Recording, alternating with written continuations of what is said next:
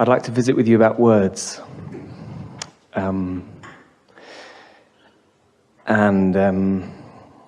was here last year and I got to ask 2.5 questions.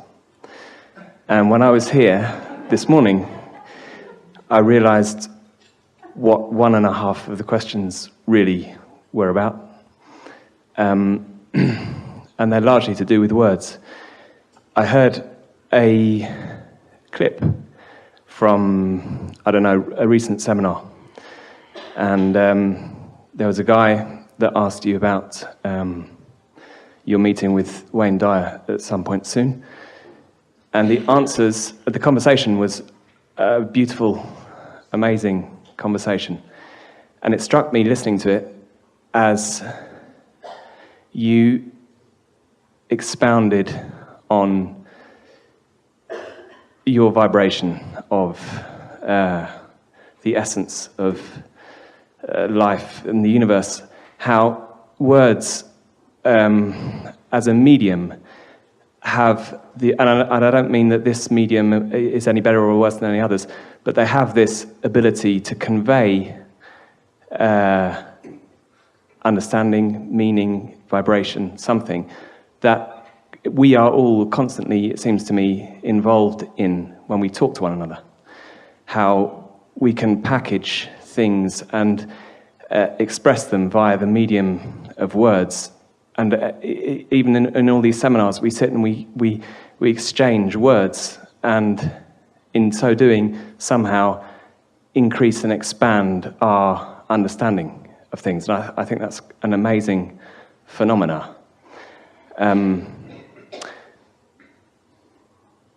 I have 2 children, one of whom is deaf, so he doesn't have, he has an operation, he had an operation a while ago, so he can hear, but he hasn't really developed spoken language yet, and maybe he will or he won't, it doesn't really matter.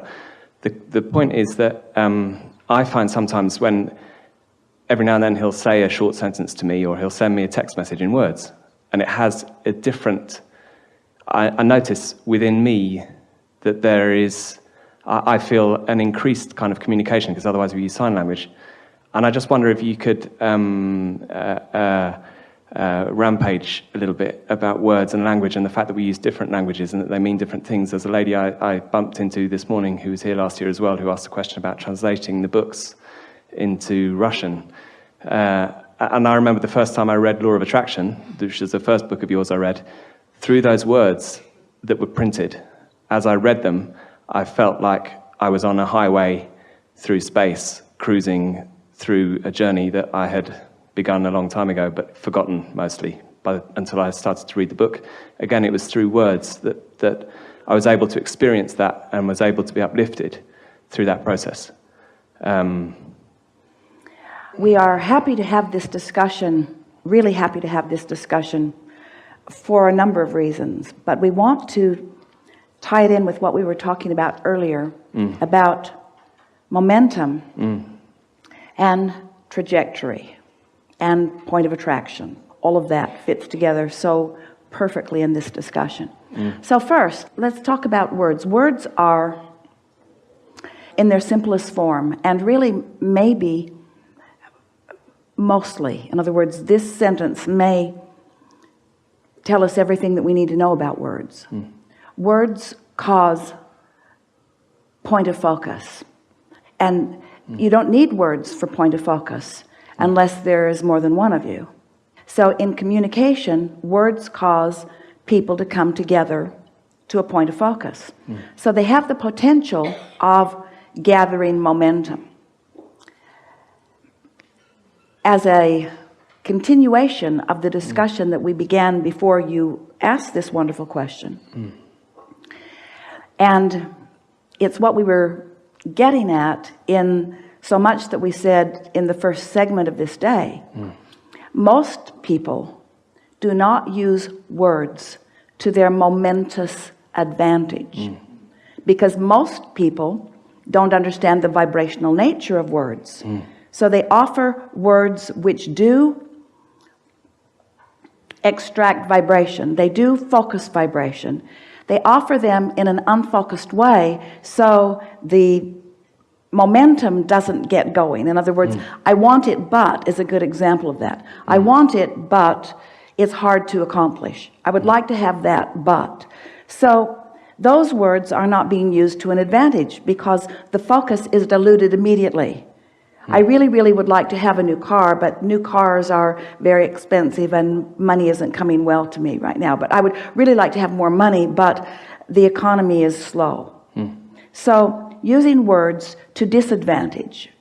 What we want this gathering to really amplify for everyone is the idea of using words to your advantage by understanding that there is a vibration in every word, because there is a vibration in every point of communication that you're offering. There's a thought vibration behind all of it.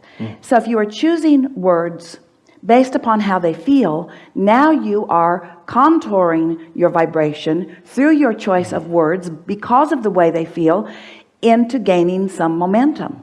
In other words, you watch someone who's trying to incite a riot, they use very specific words in order to try to get the crowd whooped up into something. And so we really like the discussion of words, and we really like the discussion of words combined with the discussion of resonance, with the discussion of guidance, with the discussion of momentum, with the discussion of trajectory.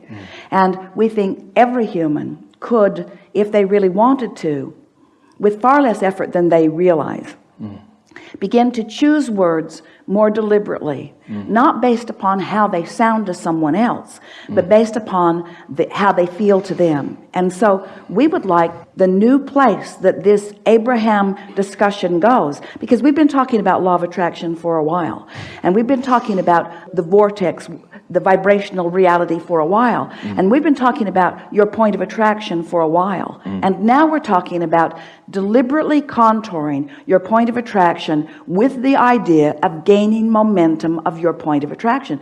Why start over every single day? Why get momentum going and stop it, and get momentum going and stop it, and get momentum going and stop it, and get momentum going and stop it?